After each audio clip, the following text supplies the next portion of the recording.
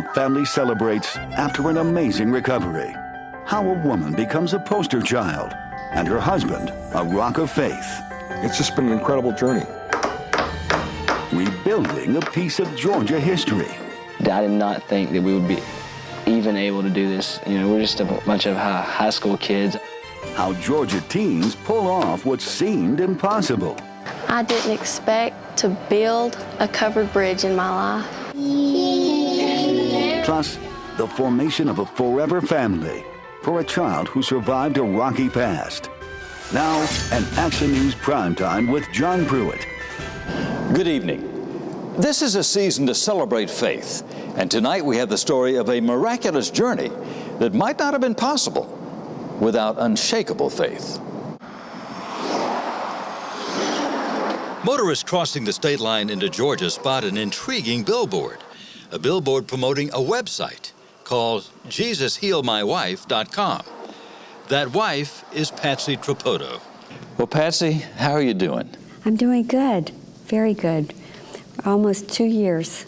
Very few people come back from this sort of encephalitis to make the recovery you have. Yes. Who gets the credit? God. Patsy and her husband Ron believe God miraculously healed her from a rare brain infection called herpes simplex encephalitis. This virus lives dormantly, hibernates in the nervous system, and at times of either stress or a compromised immune system, it will travel out, usually to the surface, causing a cold sore, but in rare cases will actually travel centrally and in unusual circumstances get into the brain, infect the brain, and cause what we call encephalitis. When you have a case like this, what is your general prognosis? Generally, the patients I see with herpes encephalitis are severely and usually permanently affected. It is. Is it a clothespin?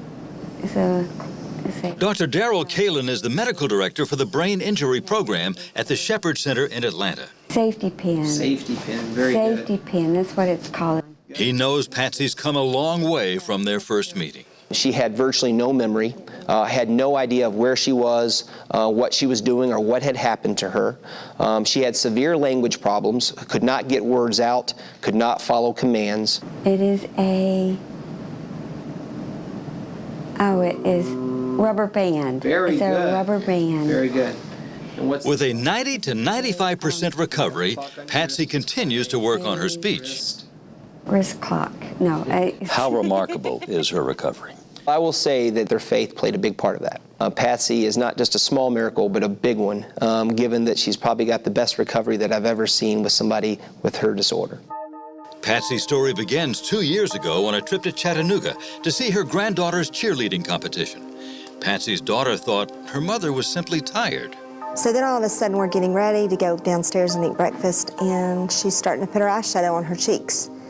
And I'm looking at her like, okay, something's really wrong. A complete series of tests showed nothing abnormal. But a week later, Ron rushed her to Duke Medical Center.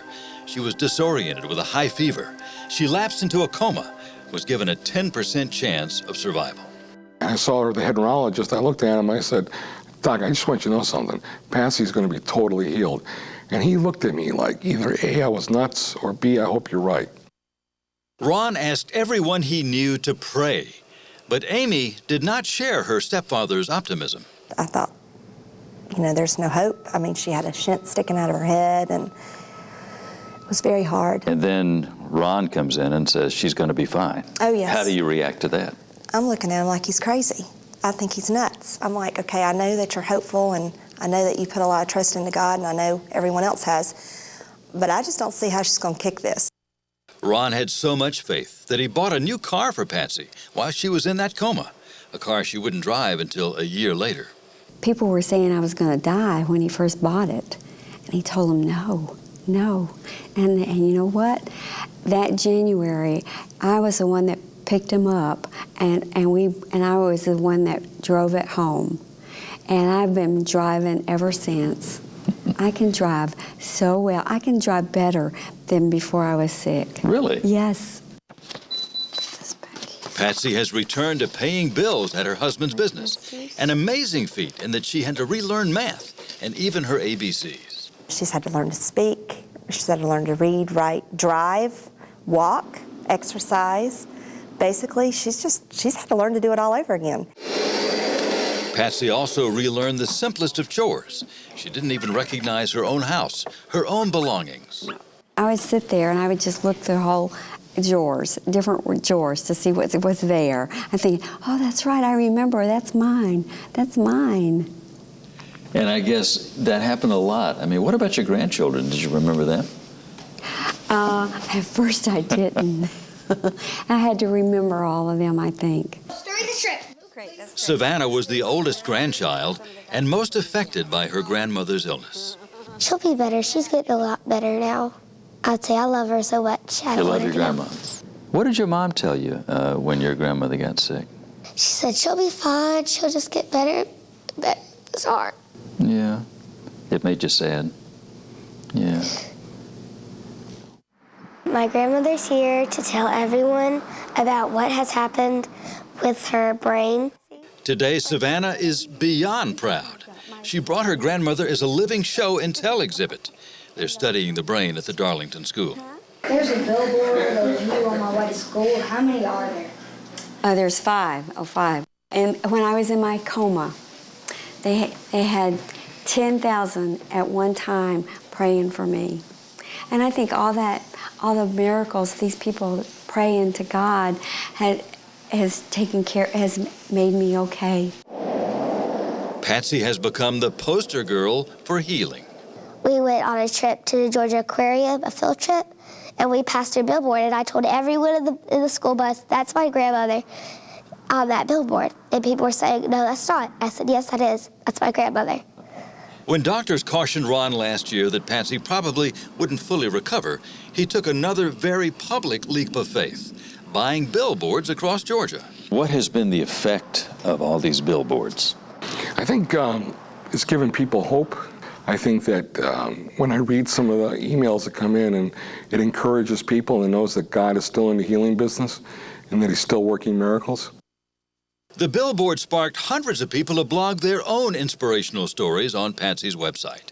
How are you? How you doing? Good to meet you. Good to meet you. Susan and Fred Minko met the Trapotos through the website. But you're ready to get better, right? Oh, yeah, I'm ready to get healed, brother. Hey, amen, amen. Fred is recovering from the same illness as Patsy, so the Trapotos flew these complete strangers to Atlanta so they could meet with Patsy's doctor. It's got to take somebody special to understand what you're going through, and they've been there. The Trapotos share their story wherever they can. Every Thanksgiving, they host what they call a Night of Hope, providing a meal for the homeless along with a new coat. And you have to hope and think that Patsy's story will inspire so many of these people. Yeah, and it's worth, if that happens, then it's worth going through it. Then there's a reason. And I think that there was a purpose in this. And obviously, Patsy and I never knew going into this that there was, but really looking back at it, there's definitely a reason for this. I mean, God's the one that did the healing. I was the one that just got out there and let everybody know. Patsy plans to continue her recovery by returning to speech therapy early next year. Next on Small Miracles. I have really missed you. One Christmas surprise for the Trapoto family. One member you've got to meet. Patsy has great things that she's going to do. We now return to Small Miracles, an Action News Primetime with John Pruitt. Patsy Trapoto spent months at the Shepherd Center relearning simple tasks like walking or brushing her teeth. Throughout, her family's support was critical, but there is one other key person you have yet to meet. When Patsy Trapoto was in grave danger of dying 2 years ago, there was a friend by her side. She would always kiss me on the cheek, and I would just love her, and I'd say, it's going to be all right, girl. Linda Jackson became Patsy's constant caretaker, her shadow. An unusual choice since Linda was married to Patsy's former husband. But from the beginning, there had been an extraordinary bond between these families. With patience and tough love, Linda pushed and pulled Patsy through recovery, every day for a year. Have you ever had anything as challenging in your life? No, I have not. I had to treat Patsy like my child, even though she was my grown friend. There must have been moments of great frustration for you. Oh, there was. If I had a down day or something, Ron would say, "You can do it, Linda, you can do it." And we'd look at Patsy and we'd both say, "You can do it, Patsy." AirTran Airways helped us fly Linda from her home in Houston back to Atlanta for a visit. Merry Christmas! She strolled into dinner as an early Christmas surprise.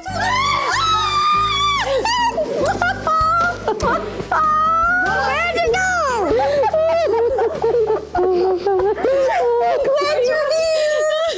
There were plenty of hugs to go around. Linda was a missing part of the Trapoto family.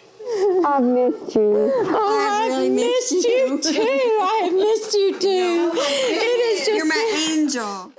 How has your relationship with Patsy changed? Oh, it's remarkable. We call each other sisters. We're just sisters. That's all right. That's we are. She says I'm her angel, but no, she's the angel, and I call her my hero because she is. Linda gave Patsy her Christmas gift. Hear the bells. But the best gift was holding a dear friend.